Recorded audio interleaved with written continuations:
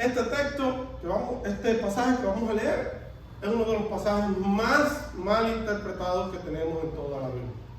Estoy convencido de eso, que es uno de los textos más mal interpretados que tenemos en la Biblia. Pero vamos a leerlo y vamos a ver por qué. ¿Estamos listos? Sí. Dice, no piensen que he venido para abrogar la ley y los profetas. Esto es Jesús hablando.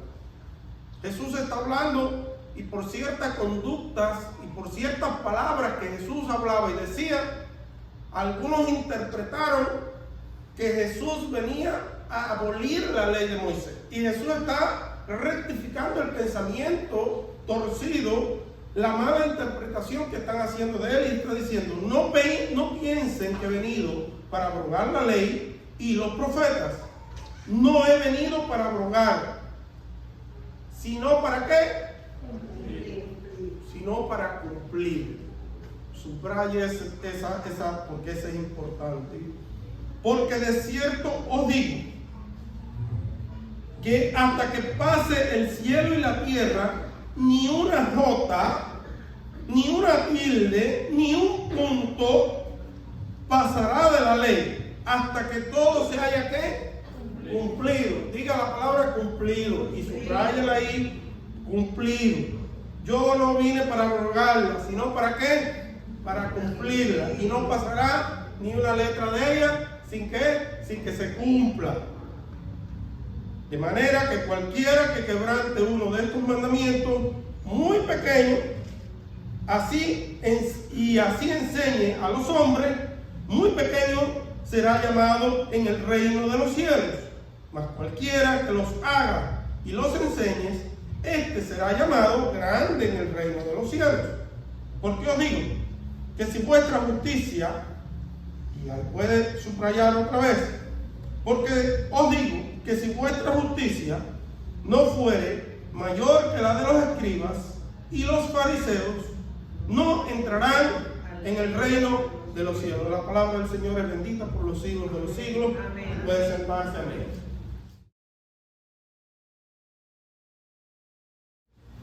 Esta palabra que acabamos de leer es una palabra fuertísima y definitivamente no es una palabra buena para cualquier persona que no tenga una preparación correcta para interpretar estos textos que acabamos de leer.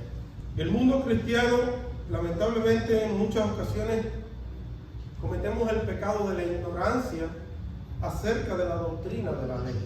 Y en nuestra ignorancia y en nuestro poco estudio al respecto de este tema, nos lleva a muchas confusiones y muchas contradicciones en el texto. No es que el texto tenga contradicciones, es que nuestro poco conocimiento del tema provoca contradicciones en nuestra mente. Voy a tratar en este corto tiempo de traer una serie de enseñanzas que nos permitan comprender correctamente la doctrina de la ley. Cuando usted lee en la Biblia este término nueva ley, la escritura se está refiriendo a el nuevo sacerdocio, a la nueva forma en que Dios hoy en día se está relacionando con los hombres. No te pide permiso, no te dice, ¿qué tú crees de esto? Pudiéramos hacerlo así, de esta manera. Dios no dice así. Dios impone, Dios exige cómo tú te relacionas con él. Y cualquier otra cosa que le digan, lamentablemente, le están engañando y le están hablando cositas bonitas al oído para ganarse su oído y su corazón, pero esto no es verdad. La salvación, la ley es parte de la historia de la salvación, ¿sí? La salvación es un proceso histórico y universal que se ha movido desde la creación del hombre, desde que Adán y Eva fueron creados, empezó y Adán y Eva pecaron e introdujeron el pecado en el mundo. A partir de ahí, Dios trazó. ¿Quién? ¿Fue Daniel a los que trazaron? ¿Quién yo dije? Dios. Dios trazó un plan de redención histórico y universal. Parte de este plan, y lo voy a explicar así de una manera general, empezó con la caída del hombre. Cuando Dios crea al hombre, ¿cómo Dios crea al hombre? Dice en Génesis capítulo 1 y capítulo 2, que Dios crea al hombre, ¿cómo? A su imagen y a su semejanza. ¿Y a qué se refería Dios? A que Dios había creado al hombre santo y justo, perfecto como Dios. El hombre compartía esta naturaleza divina de Dios, de la justicia, la santidad y la perfección. Pero el hombre pecó, y cuando pecó, el hombre que estaba a esta imagen y a esta semejanza de justicia de Dios cae, y es el pecado original, la caída del hombre. Y cuando empieza la caída del hombre, inmediatamente Dios traza un plan de restitución a esa primera creación.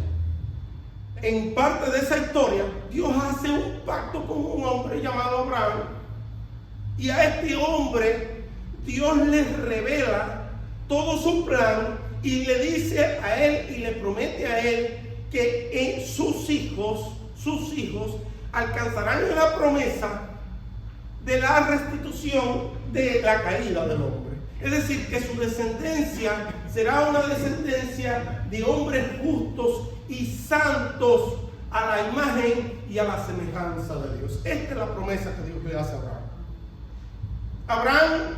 Dios le promete a Abraham que sus descendientes espirituales alcanzarían esa gloria de donde cayeron al principio de la creación.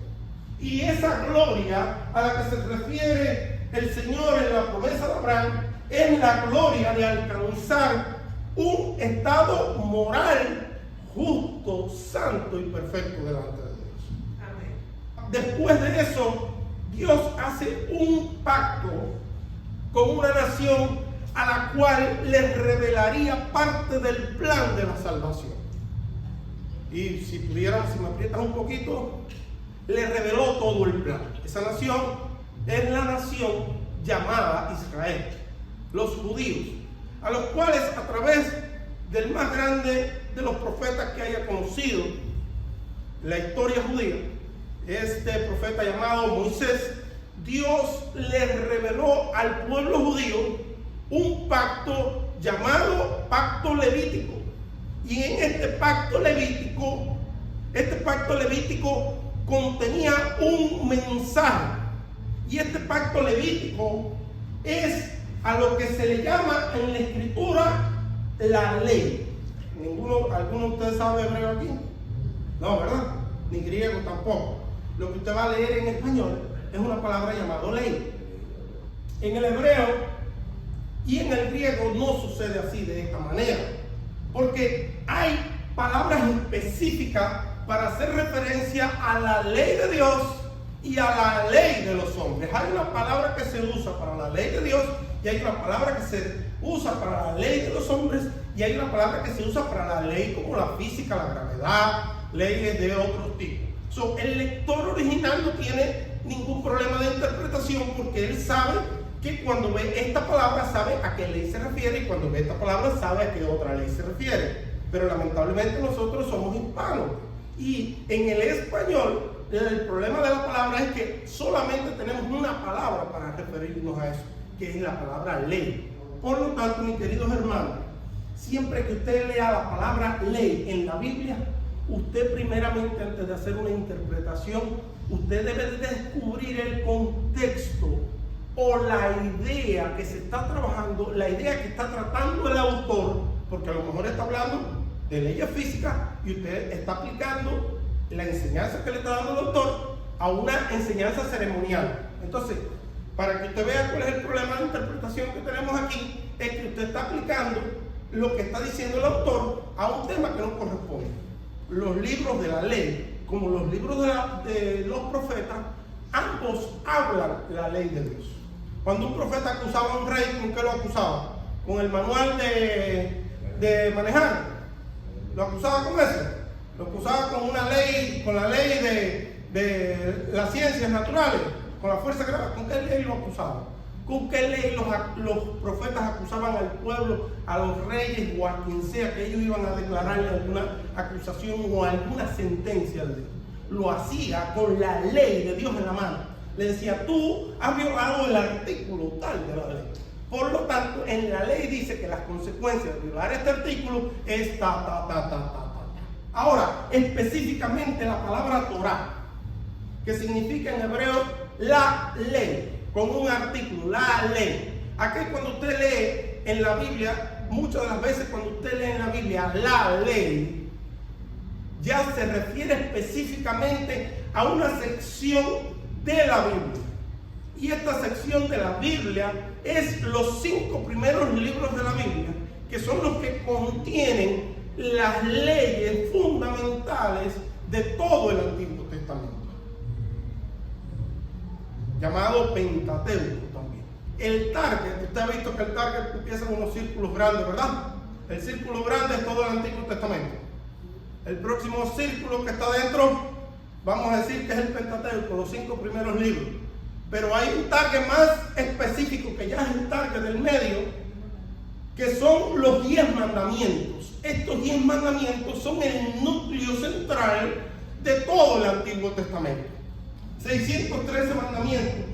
Esos 613 mandamientos, usted lo puede dividir en mandamientos políticos, que son aquellos mandamientos que están designados para dirigir la política del país.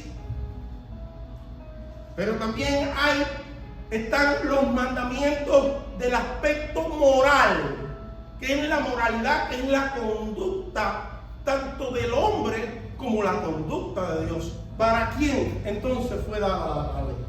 Ojo. Y esta va a estar fuerte. Dios hizo un pacto con los judíos, con los hebreos. ¿Hay algún hebreo o judío aquí que me levante la mano? No se observa. Ahora yo hago una pregunta de reflexión.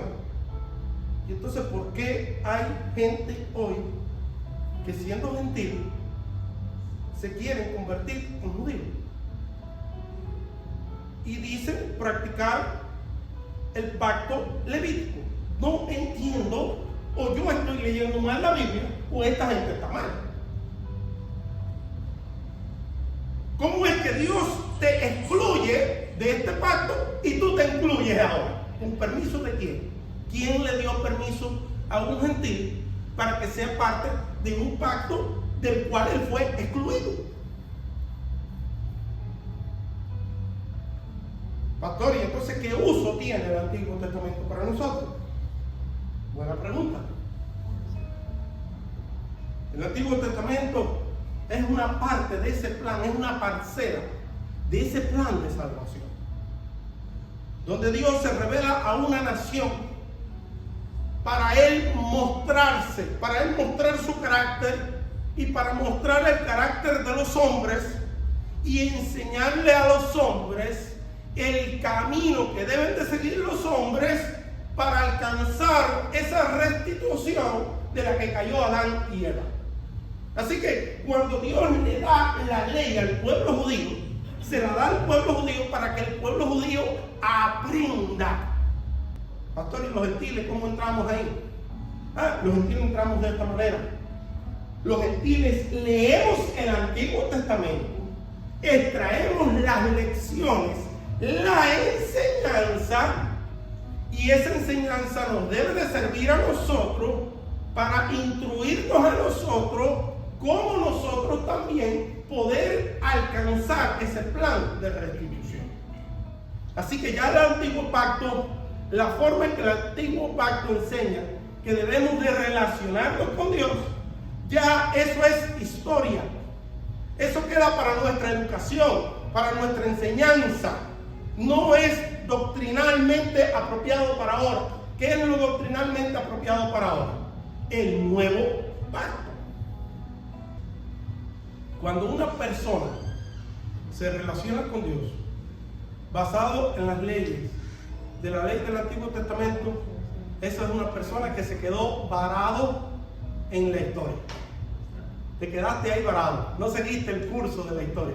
Esto es un proceso histórico y tú te quedaste en una parcela, en una parte de la historia de la salvación. Esto continúa. Hoy estamos en este periodo de gracia, pero este periodo de gracia estará extendido hasta el retorno del Mesías, porque cuando el Mesías retorne por segunda vez, en este periodo, nuestros pecados nos son perdonados y Dios nos ha declarado justos al estilo de Adán y Eva, justos y santos, nos ha declarado por la fe en Cristo Jesús. Y esta es la ley del nuevo pacto. La ley es una herramienta que Dios nos dio para que nosotros descubramos cuál es el verdadero concepto de santidad y cuál es el verdadero concepto de injusticia. Por eso cuando leemos la ley, cuando leemos sus 613 mandamientos, no hay una persona que se exponga a esos 613 mandamientos que nos llegue a esta conclusión. Y la conclusión es esta: Dios es santo y nosotros somos pecadores. ¿Alguien aquí que dice la ley? No mentirás. ¿Alguien aquí que me levante la mano que no haya mentido? Ni una mano, ni un dedito arriba. Gracias a Dios que son honestos, porque el que levanta la mano ya es mentiroso. Que la vuelva a bajar, que ya se complicó. Si tú quitas la ley, nunca aparecerá la conciencia de pecado. No puedes quitar la ley. Por eso es que la ley, Cristo dijo: yo no vine a robar la ley. Imposible. ¿Cómo Cristo va a quitar la herramienta que Él mismo puso para que nosotros hiciéramos conciencia de pecado? Y entonces, si me quitas la ley, ¿cómo yo sé que soy pecador? ¿Cómo yo sé que necesito un Mesías? ¿Cómo yo sé que necesito ser limpio? Si tampoco sé que soy sucio. ¿Cuál es la conducta perfecta? Y sin santidad, ¿alguien verá al Señor? ¿Qué dice la Biblia? ¿Qué dice la Biblia? Dígalo. Que sin santidad nadie es un absoluto. Nadie es nadie. No hay nada. Nadie verá al Señor. Si no somos santos, no veremos al santo. Porque la vida eterna, con el santo, los pasarán los santos. La vida eterna, que la pasaremos con el justo, solamente la pasarán los justos. La ley nos muestra el problema, que aunque nos dice cómo debe de ser una conducta perfecta, nos dice cómo debe ser una conducta perfecta, pero no nos da la capacidad a nosotros de que nosotros obedezcamos tan perfectamente todos esos mandamientos que nos dan. Es como un doctor que viene y te dice: oye, tú tienes cáncer, pero yo no puedo hacer nada por eso. Como si tú eres el doctor. Me dijiste que tengo cáncer. Si me descubriste la enfermedad, ayúdame a curarla también. Pero la ley te dice: mira, yo lo único que sé es que Dios es santo, que tú eres pecador y que sin santidad nadie verá al Señor. Fin de la conversación, lo vemos luego. Y se va y te deja ahí. Y tú dices: ¿y ahora qué yo me hago? Como un mandamiento que tú rompas, ya no eres santo. ¿Cómo 613 mandamientos? ¿Qué chance, qué oportunidad tiene una persona con una exigencia tan alta como esa? Bueno, esa es la santidad de Dios, para que conozcamos que Dios es santo.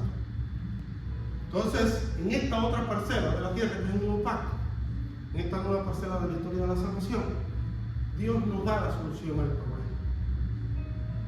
Y dice: todos aquellos que tengan una conciencia. ¿Qué es lo que es conciencia? Es un feeling que te viene de momento y se va. La conciencia es un feeling que pasa, un sentimiento que viene y se va. No, la conciencia es un estado permanente. Mira, para que tú veas lo que es no tener claro lo que es el arrepentimiento. Ay, dije una mentira cuando llegué tarde al trabajo. Ahora sí tengo conciencia de pecador.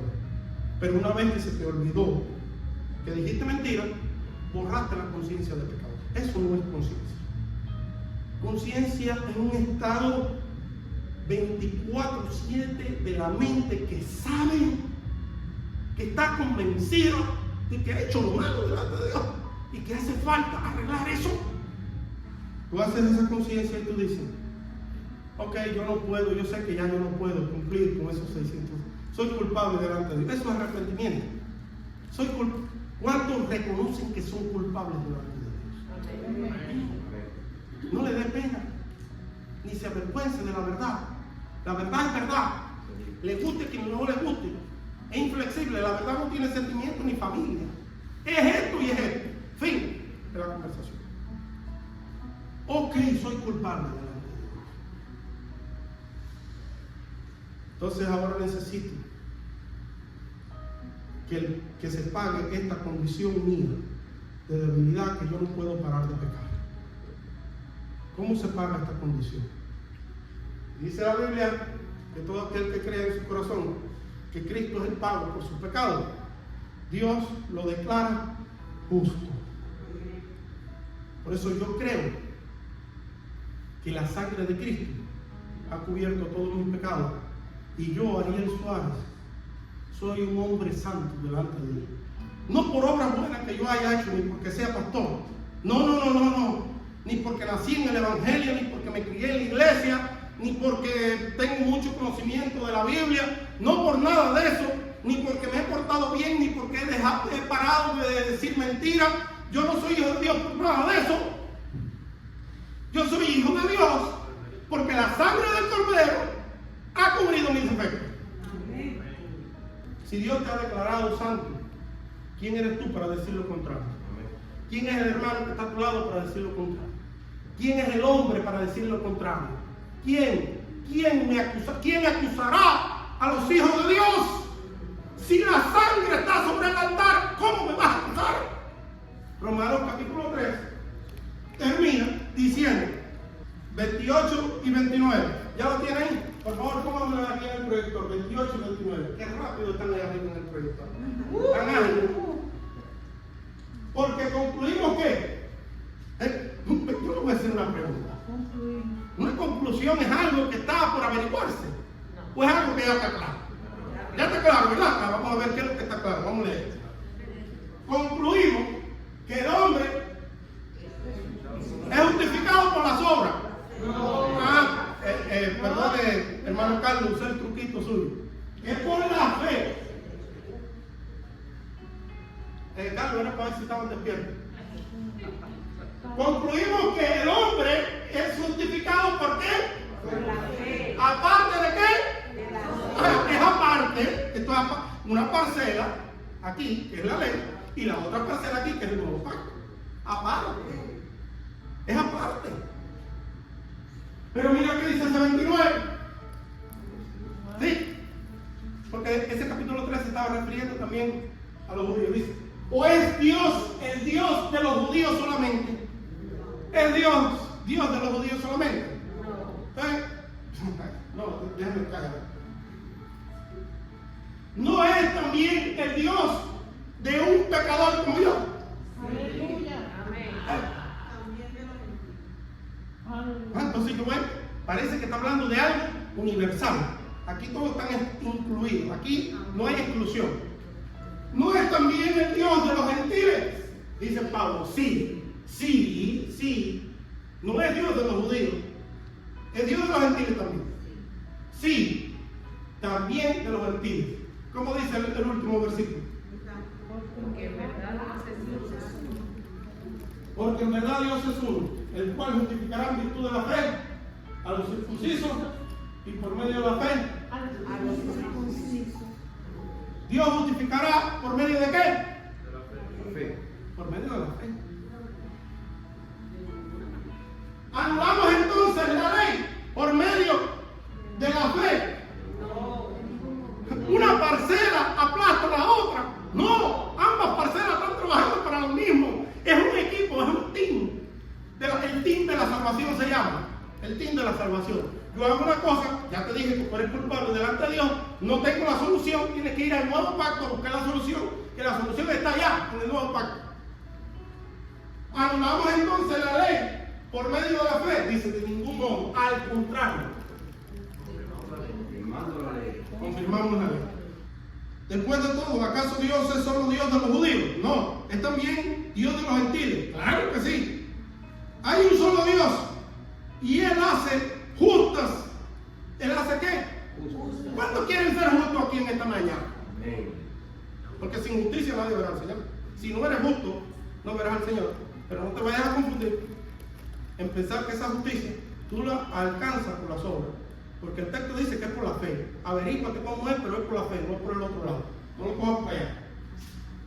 Si no sabes, saca un appointment conmigo y damos un estudio y te doy un discipulado para que comprendas cuál es el camino a la salvación, que es la fe. Dice, hay solo un Dios y Él hace justas a las personas, tanto a los judíos como a los gentiles, únicamente por medio de la fe. Eso significa que podemos olvidarnos de la ley. Por supuesto que no. De hecho, solo cuando tenemos fe cumplimos verdaderamente la ley. Yo he cumplido la ley.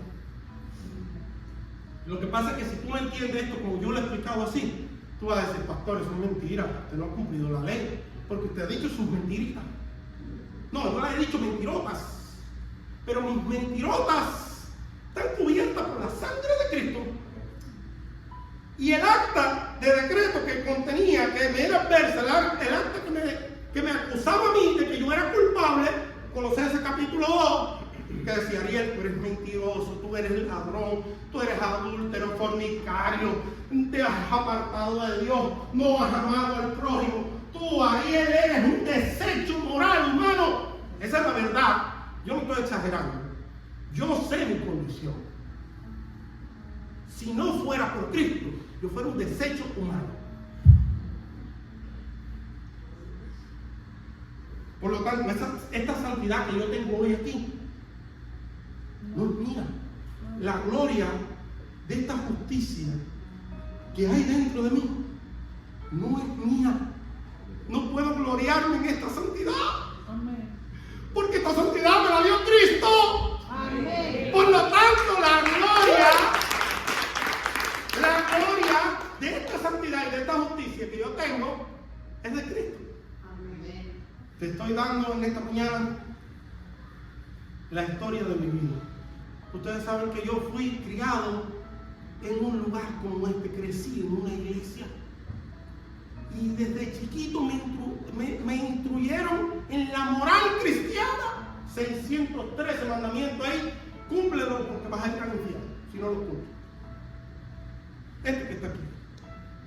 Y desde pequeño, esforzándome como Pablo en cumplir. Y como vi que no cumplía, que es la verdad, llega el momento que dije, mira, yo mejor me voy para el mundo. Porque esto de cumplir esos 613 mandamientos no es conmigo. Yo soy diferente incluso a los demás hermanos que están en la iglesia. Yo veo un montón, cientos de personas en la iglesia y yo decía, bueno, ellos sí cumplen esos 613 mandamientos. Pero a lo mejor es que yo estoy hecho de un material diferente. Porque yo no soy así. Yo soy un pecador. Y decidí irme de la iglesia. Y un día conversando con alguien me explicó esto de esta manera. Y cuando yo comprendí toda esta predicación que he dado aquí en la mañana, yo le dije, Señor, te doy gracias porque tú has pagado esta condición que me llevó a mí al mundo a decir que yo no era parte de la iglesia. Tú pagas tu sangre en el altar, es el testimonio de que yo soy perdonado por esta condición mía. Por primera vez en mi vida sentí la paz de Dios en mi corazón. Ni un pecado más me acusó jamás. Hasta el sol de hoy yo he vivido en la paz de Dios. Pero vivir en esta paz me ha costado mucha crítica. Mantener esta paz, he tenido que luchar mucho para mantener esta paz. ¿Sabes por qué tienes que luchar mucho para mantener esta paz? Porque no falta el dedo acusador. Pero no voy a pensar que yo estoy hablando solamente de la gente que está afuera. No, el dedo acusador también está dentro de mí. Porque el pecado que está dentro de mí me dice, tú eres un perro todavía. Tú eres un inmoral todavía. Y yo tengo que hablarle al pecado y decirle, pecado, te reprendo en el nombre de Cristo Jesús. Porque la sangre en el altar es el testimonio de que yo soy perdonado. ¡Cállate, boca! Y termino diciéndoles esto. Por lo menos esto es a los que me han recibido como su pastor, se los digo. El culto levítico la ley del Antiguo Testamento fue un pacto que Dios hizo con judíos y el gentil quedó ¿qué? Excluido. Si tú quieres incluirte, si tú que no te funciona bien esta vez y no entiendes la gramática del español, que quedaste excluido, si no entiendes esa palabra, entonces súmate a ese grupo de nuevo. Pero te voy a decir, estás perdiendo tu tiempo, porque cuando Dios te vea en esa bobería, te va a decir, mijo, lee la palabra, porque estás haciendo toda esa molería y danzando y haciendo todas esas cosas que ellos hacen, que pareces un mono en un circo, y yo no te mandé, yo nunca he hecho este pacto contigo. No te inventando ni hablándome hebreo, ni vistiéndote como hebreo, ni guardando costumbres de ningún hebreo, porque usted no es hebreo. No lo es. Yo, Ariel Suárez, soy más que un judío. No soy más que el judío que tiene fe, porque ahí ya sí igualamos las cosas. Pero el judío que no tiene la fe, el que está vertido así, como usted lo ve, con esa apariencia de santidad, eso es un sepulcro abierto. Santo soy yo. Y no tengo que imitarlos a ellos en nada. Aunque los amo, los quiero, los respeto, aprecio toda la cultura de ellos, me encanta, lo estudio, es mi quehacer, ahí lo estudio. Pero no me confundan, no confundan. El nuevo hombre es superior al judío.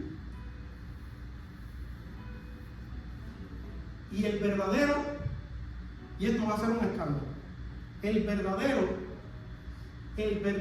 Hijo de Dios no es el descendiente de Abraham por la sangre, no es el que tiene el ADN de Abraham. A ese no se le hicieron las promesas. Las promesas se le hizo a los descendientes espirituales de Abraham por la fe.